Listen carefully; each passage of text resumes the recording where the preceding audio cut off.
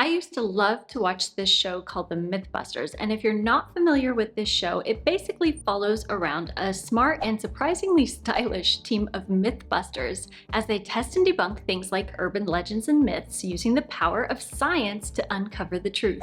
And the other day, as I was responding to comments on my YouTube channel, I realized that I was seeing the same kind of negative comments and misconceptions over and over. So in this video, I wanted to dive into some of the most common decluttering misconceptions and downright lies that hold us back from achieving a balanced and clutter-free life. Some of these things are lies that society and social media feeds us, and some of these things are things that we tell ourselves. And I know that at one time or another, I bought into almost all, if not all, of these decluttering lies. But today we're going to put on our Mythbuster glasses and we're going to debunk these falsehoods and swap them out for practical and realistic strategies that actually keep your home clutter-free.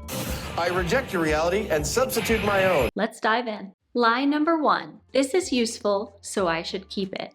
This is one of the biggest lies that we tell ourselves that keeps our home cluttered because we look at something and we know that it's useful, and therefore because it's useful we feel like we need to keep it, or else we're going to feel guilty for letting a perfectly useful item go. But in reality, it doesn't matter how useful an item could be if you don't actually use it. So if you are not actually using something, no matter how useful it is, go ahead and let it go and donate it or send it on to someone else who might actually use that thing. Lie number 2 is you just need to buy something else to get organized. Sometimes we look at our clutter and we think what I need to get organized is some fancy containers or a different kind of hanger or whatever the case may be. But when you have too much clutter, it doesn't matter how much organization stuff you buy. If you just have too much stuff, there's no organization system in the world that's going to be able to organize it because you simply just have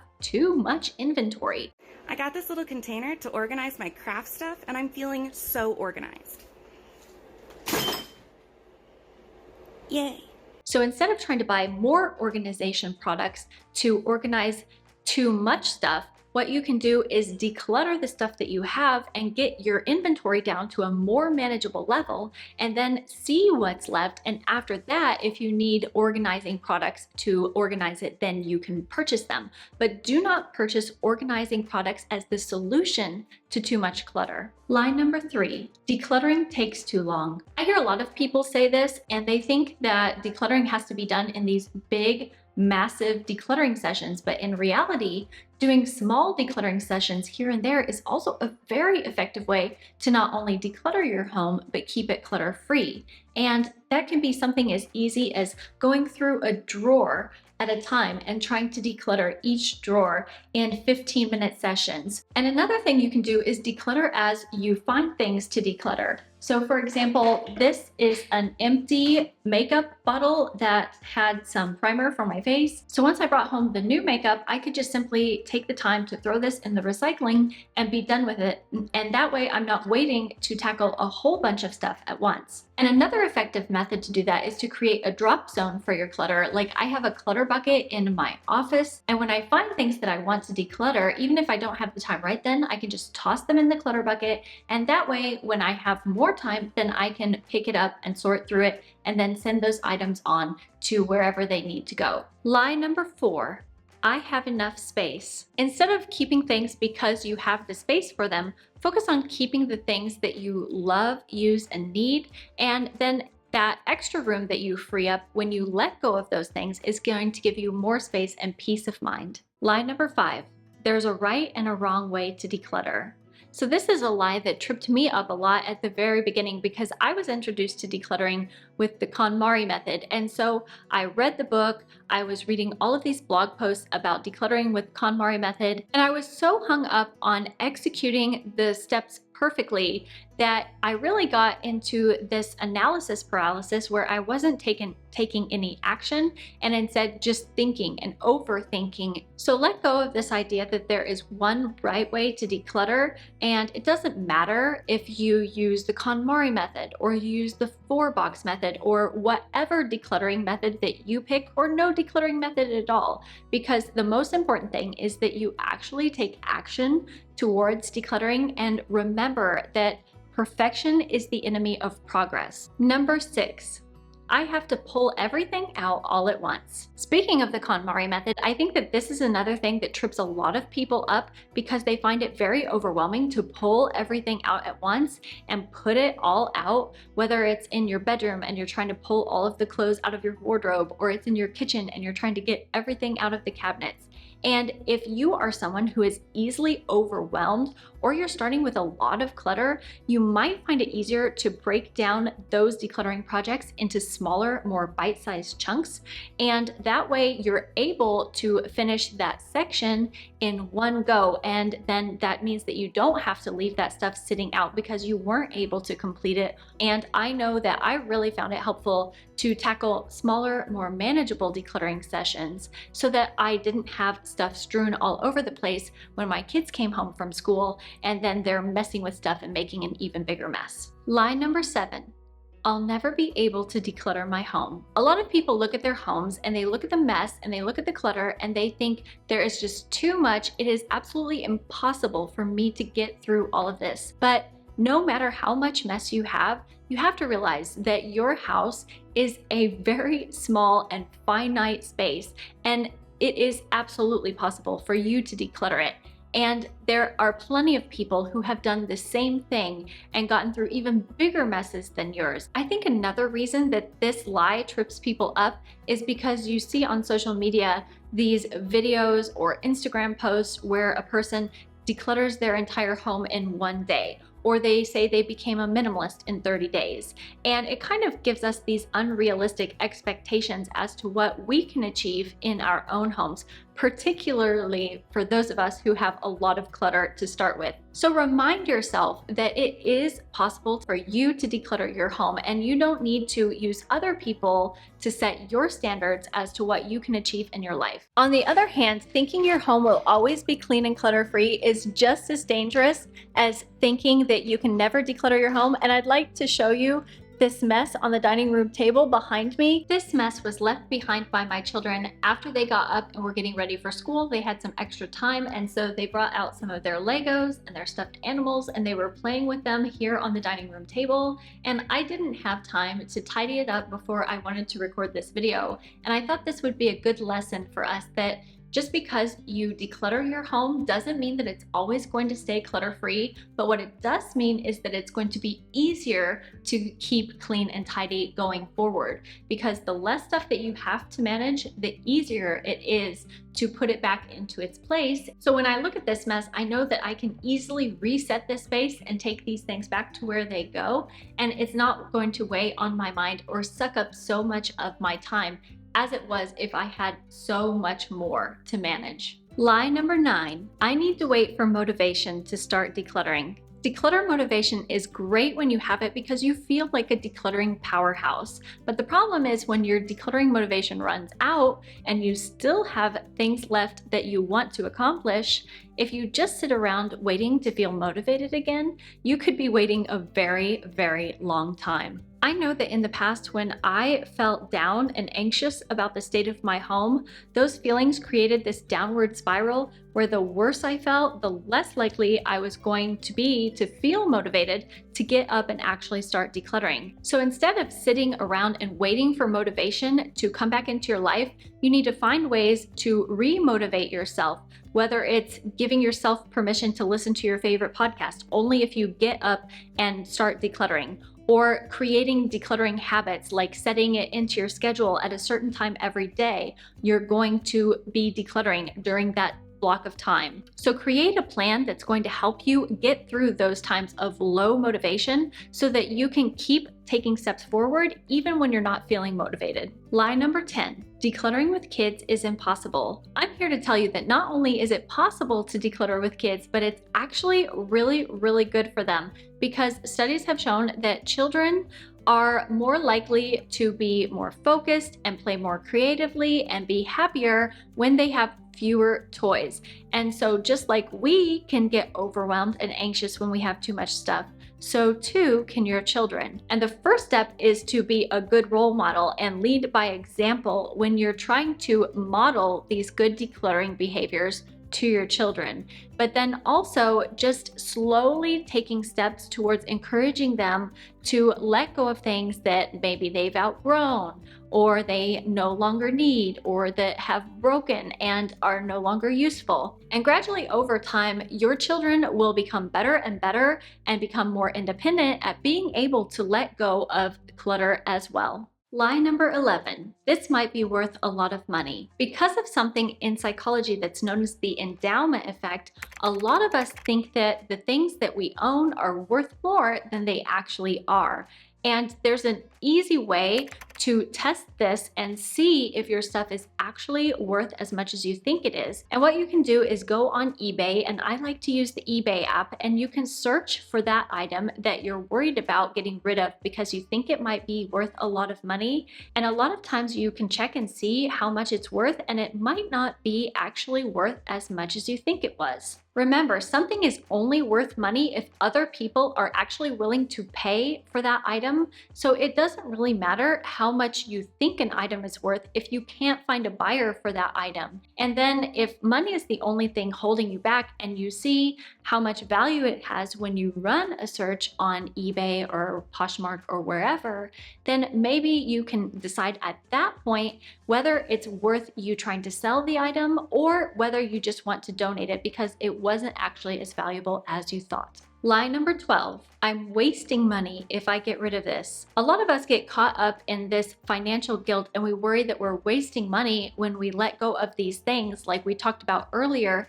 getting rid of perfectly useful items. But in reality, the money was wasted when you purchase the item and not when you get rid of it. And it's more of a waste to keep something in your home and let it take up space, weigh on your mind, and take up your time and energy maintaining it than it is to get rid of it. And just remember, the investment that you made was made at the beginning, and you're not losing anything when you get rid of that item. Lie number 13. Messy people can't declutter. First of all, I don't think that there's such thing as a messy person, and you can watch this video up here if you want to hear my argument as to why you shouldn't label yourself a messy person. But if your home is on the messier side, you might find even more benefit to decluttering versus someone who has naturally a tidier home. Life is already busy and messy enough with work stuff and school stuff and kid stuff and relationship stuff and all of these things that we need to do. When you just add a lot of clutter on top of it, that's a recipe for overwhelm. So if your house tends to sway more towards a state of messiness, you're going to feel even more benefit when you actually put it into order. Lie number 14. I might need that in the future. This just-in-case mindset stems from a fear that you might regret letting something go. But most of the time, if you're not using something right now, then it's highly unlikely that you're going to need that thing in the future. And another thing that happens is when you're living too much for future you and keeping too many things for future you, you're not able to take care of and respect the you in the present right now. A very concrete way to think about this is to try to think out towards the future. And if you can't think of a certain time when you would need that thing in a period of 6 months or a year, maybe then it's okay for you to let it go. So really start to think about, what are you actually using? What do you actually love and want to have space for right now in the present moment? And don't be afraid to let go of those things that you're keeping for just in case in the future. Lie number 15, decluttering is for physical stuff only. I know that I was super caught up in decluttering the physical stuff in my home, but what I didn't realize is how emotional the process of decluttering was going to be. And I actually, at the same time as when I was letting go of the physical items, had to do a lot of internal decluttering where I was letting go of these limiting beliefs and these bad habits and all of these other things that go way beyond just the physical stuff that you're letting go of in your home. And it's not just our mindset or our emotions that can be decluttered, but also things like our digital spaces and our schedules to give ourselves more time back by mindfully doing less. So let go of this idea that decluttering is only about physical items and think of other ways that you can declutter to give yourself more of what you want and less of what you don't. Lie number 16. I can afford it. One of the best ways to keep your home clutter-free is to stop things that you don't need from entering it in the first place. So instead of asking yourself, can I afford it? Ask yourself, what value would this contribute to my life? And where would this item live in my home? And do I really need it? And use those as a filter instead of just asking, can I afford this thing? Decluttering lie number 17. Someone else is what's holding me back. It can be tempting to try to push the blame as to why our home is cluttered onto other people, but if you haven't fully dealt with your own clutter and you're trying to get other people to declutter their stuff, then that can risk making them feel like you're being hypocritical and trying to force decluttering on them. And one of the best ways to get people on board with decluttering is to show them how beneficial decluttering can be, and don't disregard the power of communication and setting boundaries. Like if you have grandparents who are giving your kids way too many toys during the holidays, you might need to open up the avenues of communication and say that you're trying to live a lighter and more clutter-free life, and so you would appreciate it if they would focus less on material things and maybe look for other ways to gift things to the children, whether it's time spent together or experiences that they can share. And a lot of times when the other members of your household see how helpful decluttering is, then they're more willing to go along with it and gradually become more on board with the decluttering process themselves. Lie number 18. I'm a bad or ungrateful person for wanting to get rid of this. This misconception pops up a lot when you have things that maybe were passed down to you from relatives or that were gifts that were given to you but you don't like. And a lot of us want to protect the feelings of the people that we love, and then we'll just keep holding on to these things even if we don't like them or never use them. But if you think about it, the people who passed the things on or gave you the gifts would probably want you to feel happy and pleased with the item and not want to feel like it's a burden. And so therefore, there's really no point in you keeping these things that aren't a good fit in your life simply to spare their feelings and alleviate that guilt that you feel about not wanting or liking the item for whatever reason. So wanting to get rid of these things doesn't mean that you're bad or ungrateful or that you're disrespecting the memory of the person who passed it on to you. It just means that it's not a good fit in your life and it doesn't have a place, and maybe then it would be better to send it on to a new chance to make someone else happy and actually be able to enjoy it. Lie number 19 is that decluttering is bad for the environment. And I would argue that it's not decluttering that's bad for the environment, it's consumerism and hyper-consumerism that our society is engaging in, where we're buying much more stuff than we need. And just like we talked about, where the money isn't wasted when you get rid of the item, it's wasted when you spend the money to buy the thing that you didn't really want or need. And if you really care about the environment, there are sustainable ways to declutter, like selling items online or joining buy nothing groups and giving them away, or simply supporting local charities or churches or donation centers and thrift stores. So there are plenty of ways to get rid of things that don't involve you just throwing them in the trash. Lie number 20. I have to become a minimalist. Just because you want to declutter your home doesn't mean you need to become a minimalist.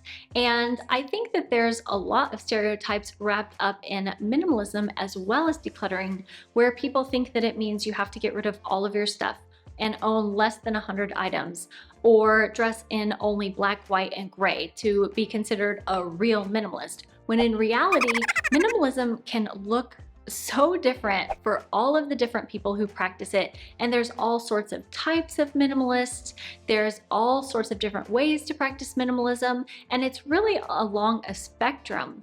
And there's tons of benefits if you want to take your decluttering journey a step further and try to explore minimalist living. So if you'd like to hear more about the benefits of minimalism, make sure to go check out this video, or I'll see you next week. Until then, take care. Bye-bye.